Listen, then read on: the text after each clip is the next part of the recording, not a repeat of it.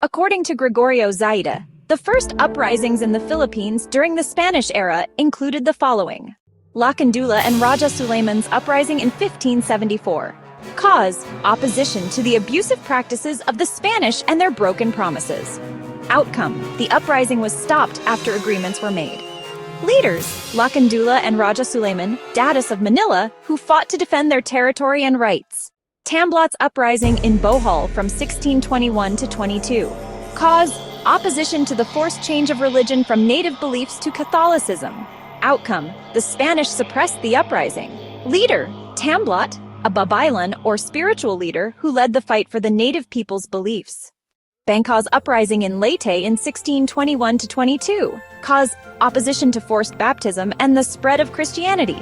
Outcome: the uprising was suppressed. Leader: Bangkao, a Datu who fought to defend traditional beliefs. Sumaroy's uprising in Samar happened from 1649 to 1650. The main reason for this was the opposition to forced labor, or polo y servicio, and the harsh rule of the authorities at that time. Despite the bravery of the rebels, it was put down after several battles. It was led by Juan Ponce Sumaroy, a local leader who organized the natives against forced labor. Francisco Dagohoy's uprising in Bohol from 1744 to 1829. The cause of this uprising was the refusal to give his brother a Christian burial, severe oppression, and high taxes. This became the longest uprising in our history, lasting 85 years before it was finally suppressed. It was led by Francisco Dagohoy, a Boholano who became a symbol of resistance against colonial oppression. Diego Silang's uprising in Ilocos, which happened from 1762 to 1763. The cause was the defiance against high taxes and the harsh rule of the Spanish. Unfortunately, Diego was killed, but his wife continued the fight. Diego Silang was a leader who sought freedom for Ilocos. Gabriela Silang's uprising from 1763 to 1764.